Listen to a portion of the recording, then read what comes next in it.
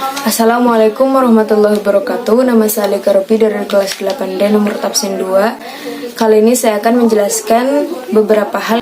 Yang pertama ada prosedur dan kinerja komputasi. Penerapan teknologi dan peran serta komputer dalam bidang tertentu diharapkan mampu memudahkan dan mempercepat perkembangan atau kemajuan bidang tersebut.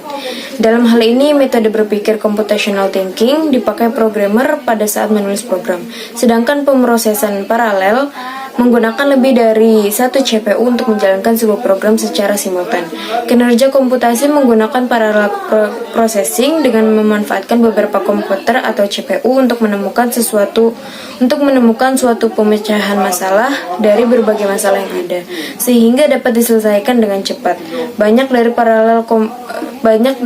Dampak dari parallel processing adalah membuat program berjalan lebih cepat karena semakin banyak CPU yang digunakan. Parallel processing computational akan menggabungkan beberapa CPU dan membagi tugas untuk masing-masing CPU tersebut. Yang kedua ada komputasi paralel. Komputasi paralel menjadi salah satu teknik melakukan komputasi bersamaan dengan memanfaatkan beberapa komputer secara stand-alone.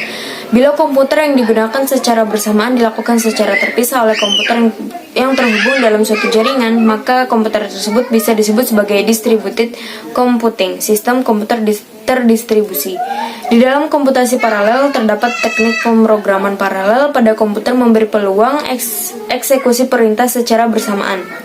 Di dalam komputer menggunakan single prosesor atau prosesor ganda dengan mesin paralel CPU.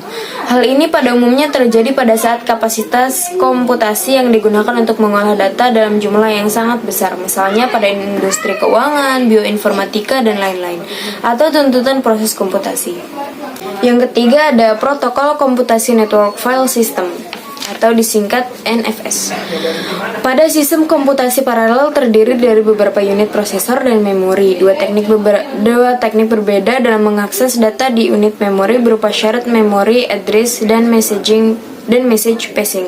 Sedangkan cara mengorganisasikan memori komputer paralel dikategorikan menjadi shared memory parallel machine dan distributed memory parallel machine. Dalam hal ini, prosesor dan memori di dalam mesin paralel dapat dihubungkan interkoneksi secara statis maupun dinamis. Interkoneksi statis umumnya digunakan oleh distributed memory system, yakni sistem memori terdistribusi, sedangkan interkoneksi dinamis umumnya menggunakan switch untuk menghubungkan antar prosesor dan memori. Salah satu protokol yang dipergunakan pada komputasi paralel adalah network file system, di mana NFS identik dengan protokol yang dapat membagi sumber daya melalui jaringan. NFS dibuat agar independen dari berbagai jenis mesin, jenis sistem operasi, dan jenis protokol transport yang digunakan. Hal ini dilakukan dengan menggunakan RPC. NFS memperbolehkan user yang telah diizinkan untuk mengakses file-file yang berada di remote host seperti mengakses file yang berbeda di lokal. Protokol mount digunakan untuk menentukan host remote dan jenis file sistem yang akan diakses dan menempatkan di suatu directory, serta protokol NFS melakukan I/O pada remote file system. Yang keempat ada standar MPI, yakni Message Passing Interface.